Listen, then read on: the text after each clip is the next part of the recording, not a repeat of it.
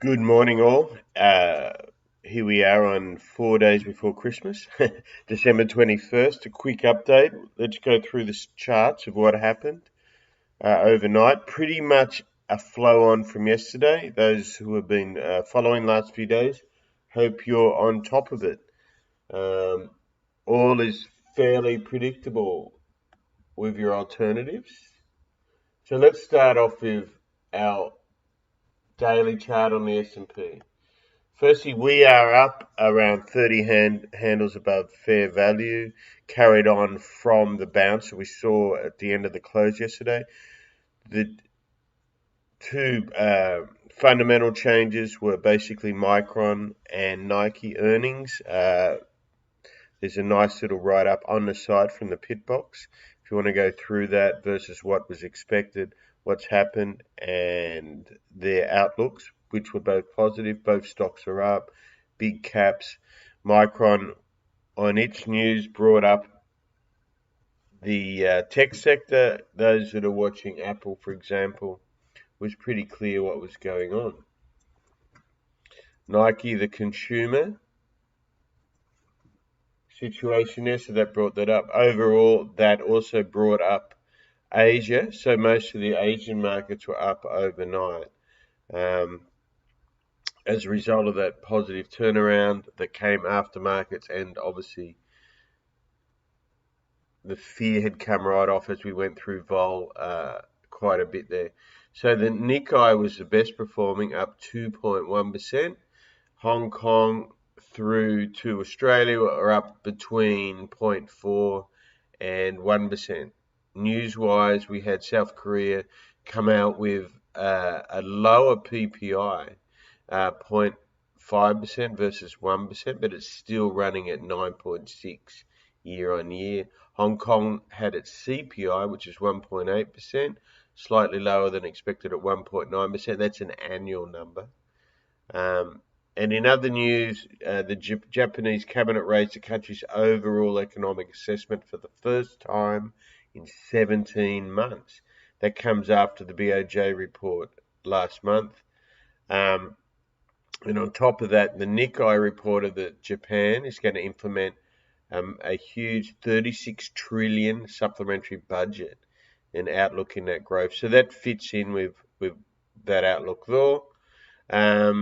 In the minutes from the RBA, and you can read that on the side, of course, all this central bank stuff, they're going to reduce asset purchases mid-February and full wind down by May 2022. As you know, Australia's benefited very well from the commodity boom, the cycle, and their economy has been proven to be very robust. With that situation, and as far as exports go, back to South Korea, they had another big surge, and that's a lot to do with chip exports, which were up 27.5%.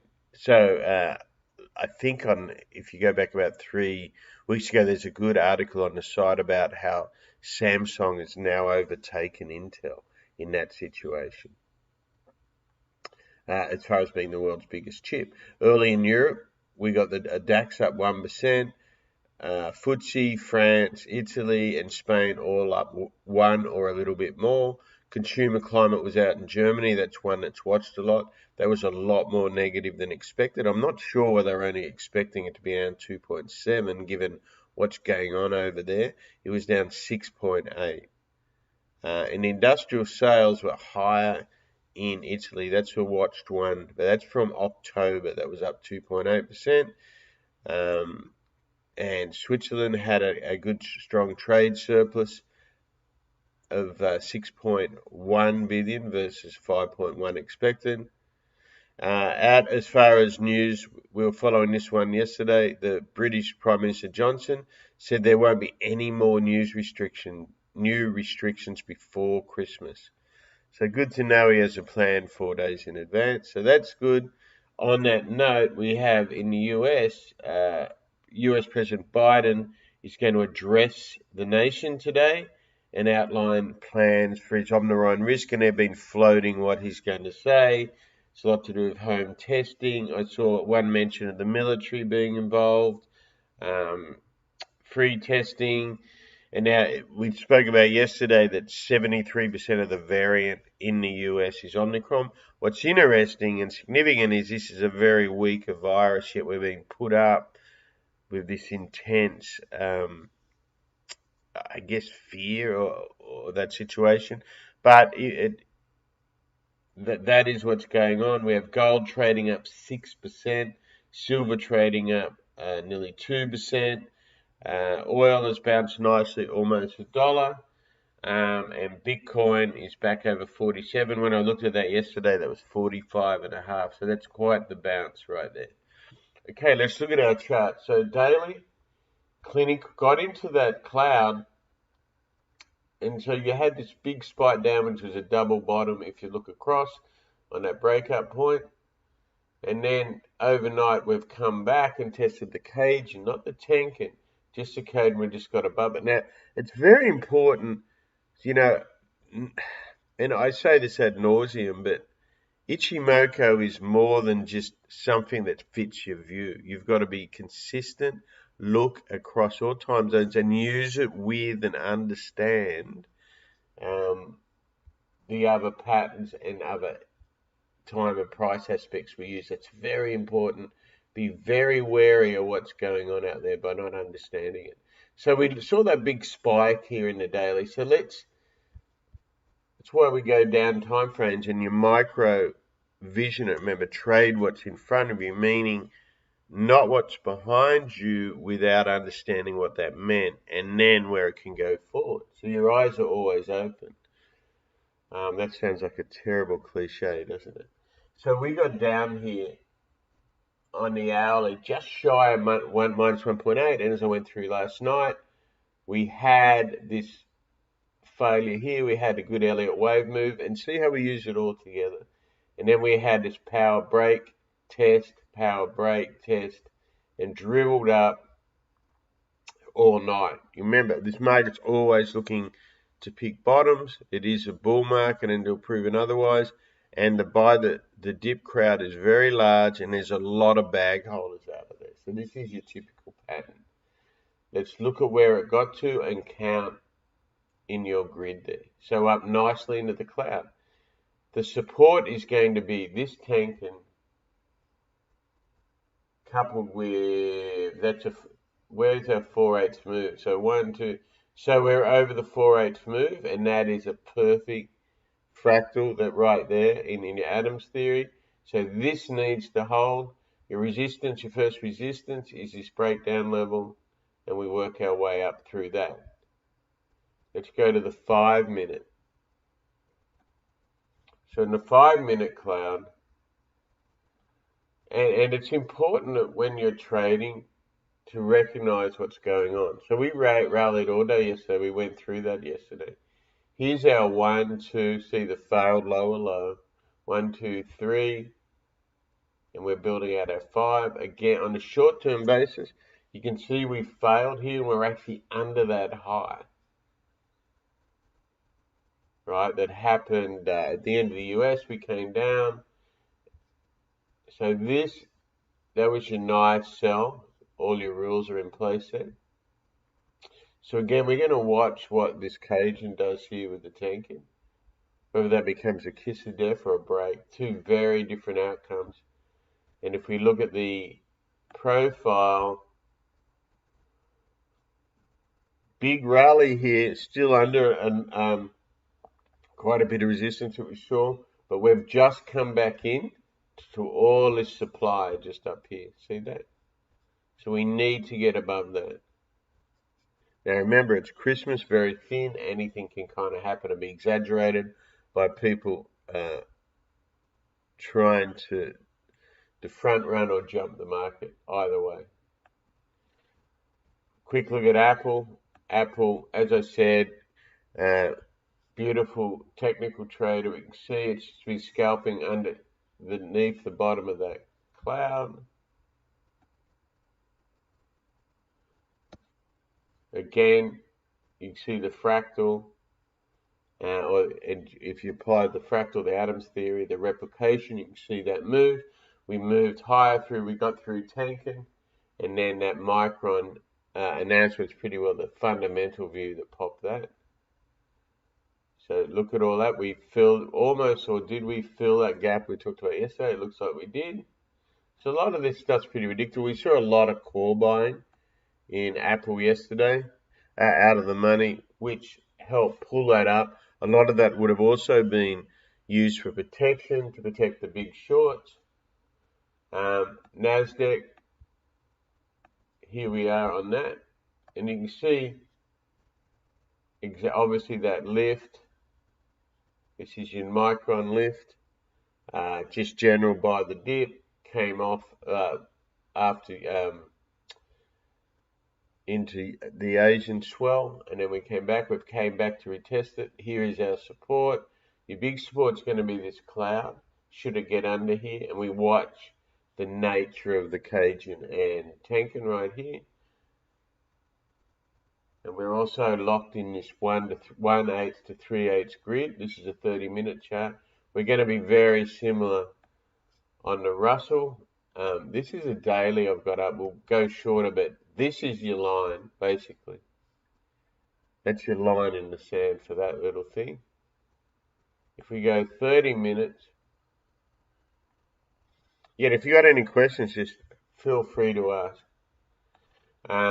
And hopefully this makes it clear. So you can see in the Russ, we got 1, 2, 3, 4, and this is our determinant. Whether this becomes something more like an X wave or this was a complete ABC, let's let the market tell us and keep these rules pretty tight. That pink line there, or mauve, whatever color it is that daily line, right? So not too far away, but far enough for these purposes. So that's your support. Your resistance is clear. Use your grid for that. Let's pop over to the oil world.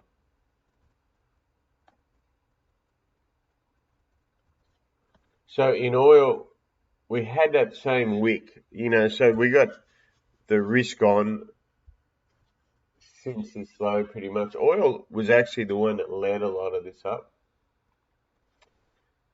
And look what we are. We're trying to get back inside that channel. So if you're a fan of Bollinger or what's the other one?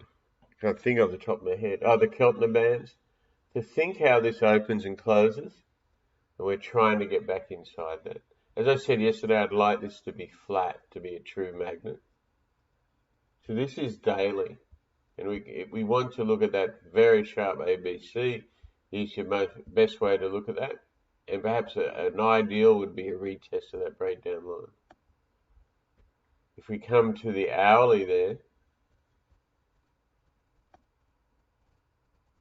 you can see what we've done. It's even more clinical there. Good understanding and use of the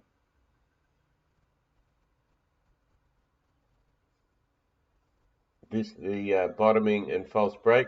Here we had a nice divergence on different indicators, but this, if you're watching order flow, this was less volume than this, quite simply. And you saw the Chico get unbalanced, and we've rebalanced and now become oversated right here. But the 50, you kind of got what I like about oil. It tends to break cleanly, right? You don't get too much wicking on it. You do everything on a 5-minute or 2-minute, but pretty clean, and you can count your waves up here. Remember, if you're using Elliott wave, don't.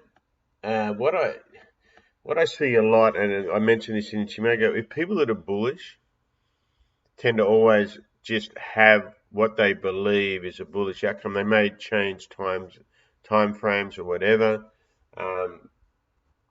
In that situation, be very careful of it. So just keep it real simple.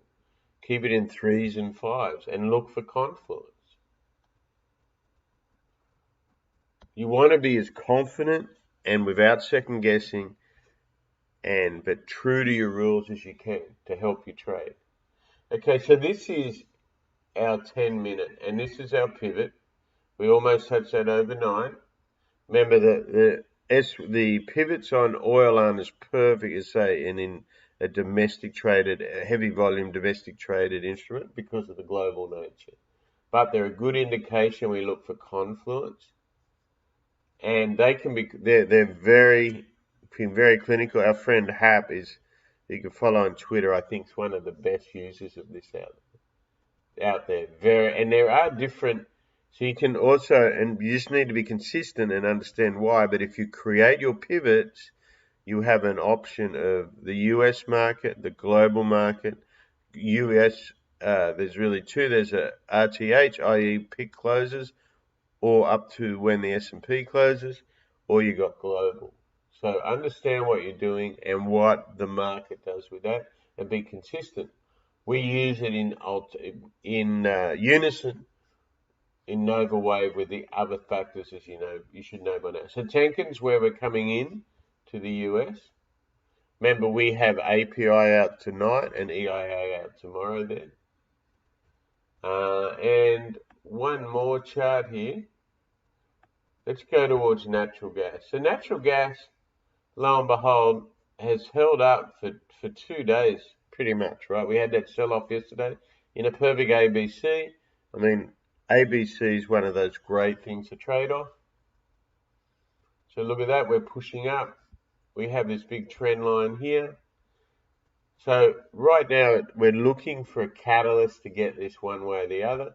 The longer it goes sideways, it means all that energy is being diffused and it can go either way, but it also meaning it can be a powerful move either way. So keep that tight to your rules. If we look at the daily there,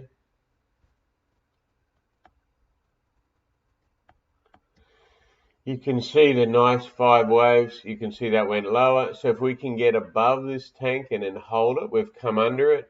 Could this be a spit of a spit? We've got all this room above us, right? So there's more room up than down at this point as far as being able to know where you're wrong. So you know if it gets through all this double bottom, and you look you look at your open interest, and you'll see where a lot of people are situated. Okay, and use your Murray math there, as you can see. Leave that up there for a bit. Remember, all these charts are in the weekly, and we don't chop and change too much. So it's important with a good, if you're technical analysis, make sure they know what they're doing, but there's a plan and not just changing it to suit the market all the time. And that also doesn't mean to be a uber bear or bull, or say you're a bear when you're a bull and vice versa. There's so much nonsense out there. We've all watched CNBC, you know what I'm talking about. So let's have a go back to Apple real quick, and you can see what it's been doing. Now Apple, we like trading it, but it's just such a big, so many portfolios, etc. It's such a big part of all the indexes, so it's very relevant to copy it. So there's a gap we talked about that's filled. Above you have Cajun. Just work out your grids. This is all mathematic and algo driven. And then you have your cloud up here on the 60. There's going to be a lot of resistance. It's also the double top, right? So in the bigger picture, look at this. 1, 2, 3. Perfect, right? Only thing that gives us more, and there is that gap at 65.50, so you've got to be open to it. 1, 2, 3, 4, 5. What I don't like about this, the 3 is very short. So that leans it more towards to be a possible C. But you can have a very short 2, a very long 4, and then you can come down. It's just all just good way of reading the crowd, not the cloud, the crowd.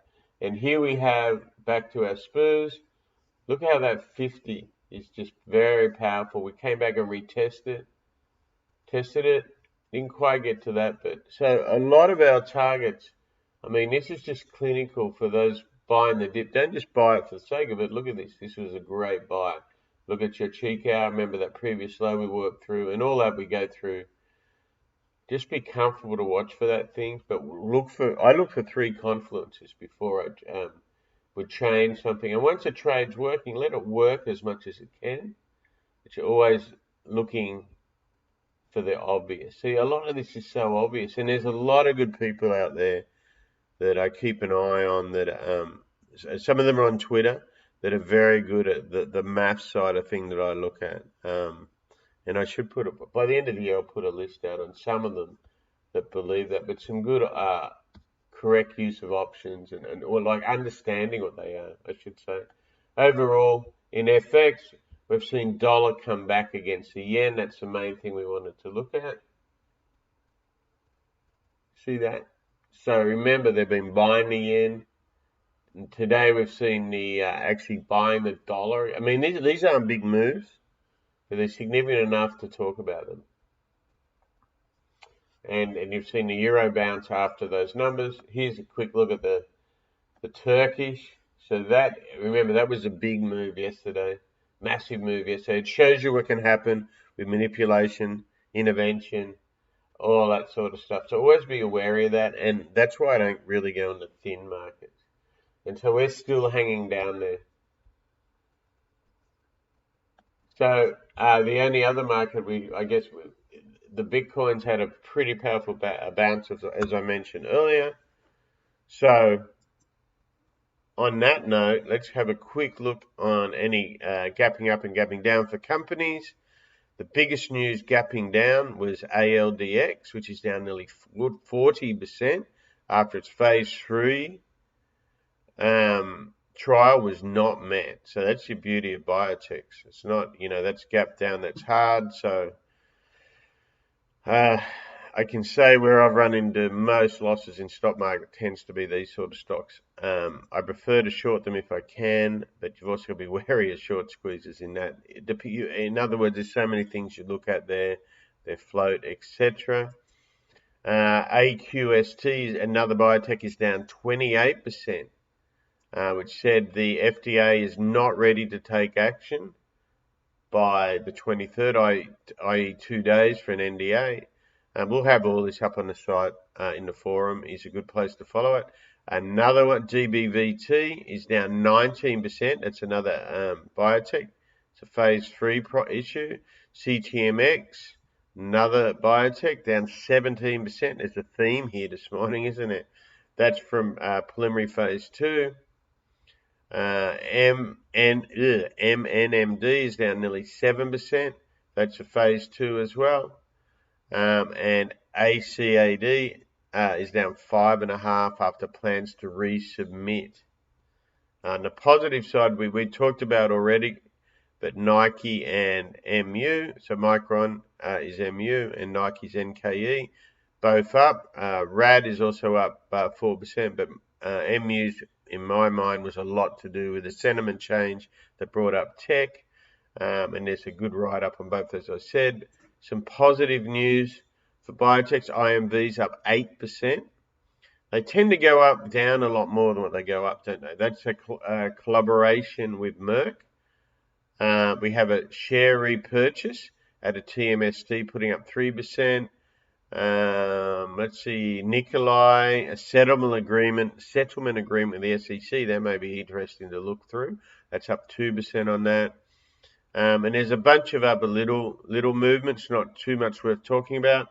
As far as upgrades go, P10's one we follow and often play. That's a drilling company out of Houston, Texas. That's Patterson. Symbol P10 is up 5.3% on an upgrade from Piper Sandler. They're often followed. That's an analyst that's followed in that space. It's upgraded to overweight. Wejo is up 3.3%. An upgrade from Wedbush. Wejo, you may be familiar with, is autonomous driving. And there's a series there, Clacks up 4% on upgrades and other companies like that. So remember, the main events today are going to be obviously President Biden's speech is your main event. Tomorrow there's the GDP numbers coming out. There's not much out today other than that. We had on the other earnings from GIS, which was hitting 52-week highs, I'm pretty sure yesterday, is actually off, on their earnings estimates. And the 10-year note has been sold, as we continuing that move yesterday in that curve steepening action. So that's really about it. Hopefully, let's keep that up. That helps you. Feel free to ask any questions. We really appreciate if you like and subscribe and share it with your fellow traders, investors, if you find value here, and that would be excellent. Also, in addition to the YouTube, we actually do put a more complete wake up on the website if you haven't seen it yet, which will have a game plan and a more clinical view of the moves overnight. Thank you for joining in. Have a wonderful day. Get your last Christmas presents. I know I got to do that. And trade smart and be aware of that